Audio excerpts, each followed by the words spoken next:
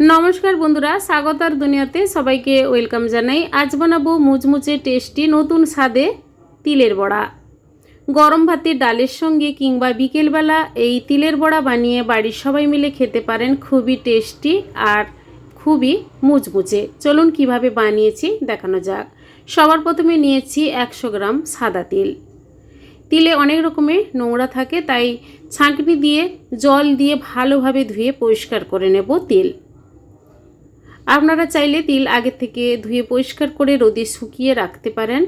আমি ধুয়ে পরিষ্কার করে নিলাম। এরপর সবগুলো ধুয়ে পরিষ্কার করে নেওয়া তিল মিক্সি জারে দিয়ে দেব। আর দেব নারকেল।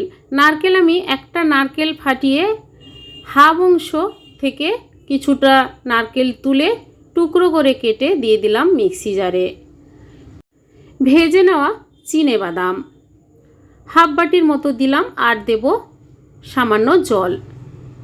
তিলের বড়ার স্বাদ ভালো হওয়ার জন্য আমি দিলাম নারকেল আর চিনেবাদাম। এবার মিক্সি জারে পেস্ট করে নিলাম। পেস্টটা কিন্তু আমি বেশিক্ষণ না ঘুরিয়ে অল্প জাস্ট ব্লেন্ড করে নিয়েছি। সুন্দরভাবে তিলের পেস্টটা হয়ে গেছে। এবার একটা বড় পাত্রের মধ্যে মিক্সি জার থেকে তিলের পেস্টটা ঢেলে দিলাম। 1 টেবিল স্পুন চালের গুঁড়ো দিলাম আর সামান্য হলুদ গুঁড়ো। তিলের বড়ার কালারটা ভালো আসার জন্য হাফ টেবিল স্পুন কাশ্মীরি লঙ্কার গুঁড়ো দিলাম। আর দিয়ে দেব সামান্য কালো জিরে, অল্প জোয়ান, আর দিয়ে দেব কাঁচা লঙ্কা কোচানো। ঝালটা আপনারা যে যেমন খেতে পছন্দ করেন সেইভাবে অনুপাতে ঝাল দেবেন। পরিমাণ মতো লবণ দিয়ে দিলাম। এবার ভালোভাবে মিশিয়ে নেব চামচের সাহায্যে সমস্ত মশলা। তিলের বড়ার স্বাদ ভালো হওয়ার জন্য আমি কিন্তু সর্ষে তেল দিয়ে তিলের বড়াগুলো ভাজবো। আপনারা চাইলে রিফাইন তেলে ভাজতে পারেন। তিলের বড়া ভেজে নেওয়ার জন্য গ্যাস অন করে ফ্রাই প্যানে 2 টেবিল স্পুন সর্ষে তেল দিয়ে দিলাম। কড়াইটা ভালোভাবে কিন্তু গরম করে তারপর গ্যাসের ফ্লেমটা লো রেখে তিলের বড়াগুলো ভাজতে দিয়ে দেব।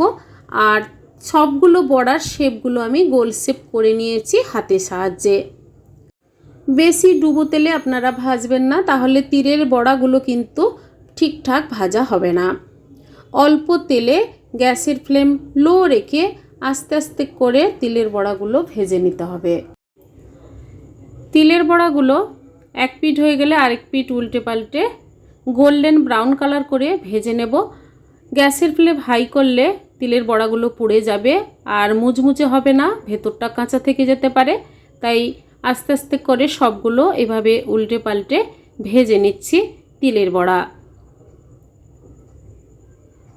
অল্প তেলে ভেজে নিচ্ছি আর সবার লাস্টে ওপর থেকে সামান্য তেল ছড়িয়ে আবারও আমি এক পিঠ হয়ে গেলে আরেক পিঠ উল্টে ভেজে নিচ্ছি।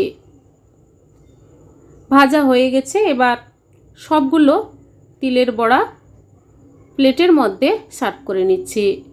বন্ধুরা, এভাবে তিলের বড়া বাড়িতে একবার বানিয়ে ট্রাই করে দেখুন। খুবই টেস্টি আর মুচমুচে। আজকের এই তিলের বড়া রেসিপি আপনাদের কেমন লেগেছে কমেন্ট করে অবশ্যই জানাবেন বন্ধুরা। লাইক করবেন আর আমার চ্যানেলে নতুন বন্ধু হতে চাইলে আমার চ্যানেলটি সাবস্ক্রাইব করে নেওয়ার অনুরোধ থাকলো বন্ধুরা। আজ এই পর্যন্ত, আবার হাজির হব যে কোনো সময় নতুন কোনো রেসিপি নিয়ে। সবাই ভালো থাকুন, সুস্থ থাকুন। ধন্যবাদ।